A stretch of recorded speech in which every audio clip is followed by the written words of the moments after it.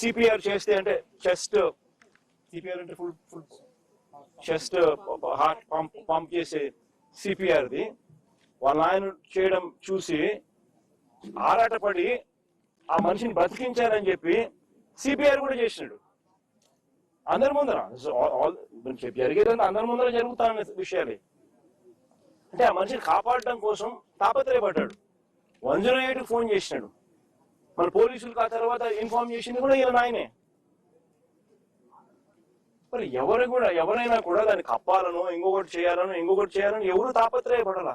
ఒక unfortunate incident జరిగింది. ఒక అన్ఫార్చునేట్ ఇన్సిడెంట్ లో అందరూ కూడా కాపాడే ప్రయత్నమే చేస్తున్నారు తప్పనిచ్చి దానికి బాధపడుతున్నారే తప్పనిచ్చి అయితే ఎవరు కూడా వాళ్ళ తప్పు లేదు. పాపం చేయగలిగింది ఏముంది. దాన్ని రాజకీయం చేయడం కోసం అని చెప్పి ఎంత దారుణంగా వీళ్ళు బిహేవ్ చేస్తా ఉన్నారు అని అంటే నిజంగా ఆశ్చర్యంగా అనిపిస్తుంది నాకైతే.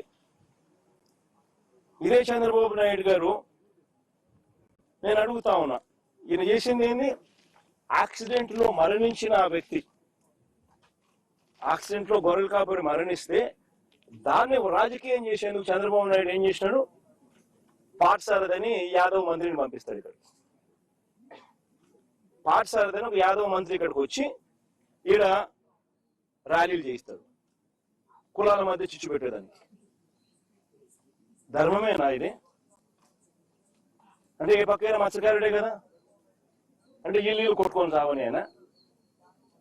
అంటే ఏం తప్పు చేసినాడు ఈ పిల్లోడు? ఒక యాక్సిడెంట్ జరిగింది, పొరపాటున జరిగిన దానికి నిజంగా మనసున్న ఎవరైనా ఉంటే వాళ్ళతో ఇద్దరితో కూర్చోబెట్టుకొని పొరపాటు జరిగిందమ్మా, కాంపెన్సేషన్ ఇంతకన్నా ఇంత ఎక్కువ ఇస్తామమ్మా, నీ కుటుంబాన్ని పూర్తిగా మేమే అన్ని రకాలుగా చూసుకుంటామమ్మా అని చెప్పి వీళ్ళతో భరోసా ఇప్పించాలి.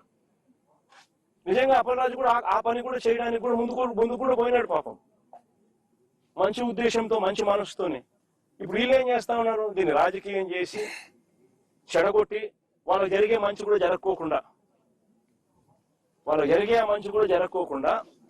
రాజకీయంగా ఒక యాదవ్ మంత్రిని ఇంటికి పంపించి ఒక యాదవ్ను అప్పలరాజు అంటే ఓ మత్స్యకారుడు ఈ పిల్లోడు 15 ఏళ్ళ పిల్లోడు కుట్ర చేసినాడంట, హత్య చేసినాడంట అని ర్యాలీలు.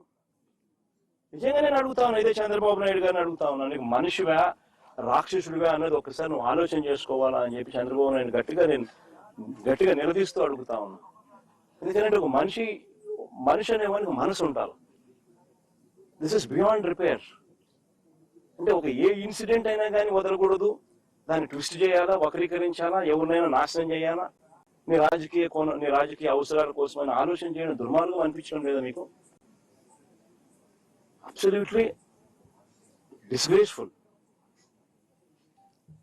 నిజంగా అడుగుతాను, ఇదే యాదవుల మీద చంద్రబాబు నాయుడు గారికి నిజంగానే ఇంత ప్రేమ ఉంది అన్నమాట కొన్ని వాస్తవమేనా అంటే అది లేదు.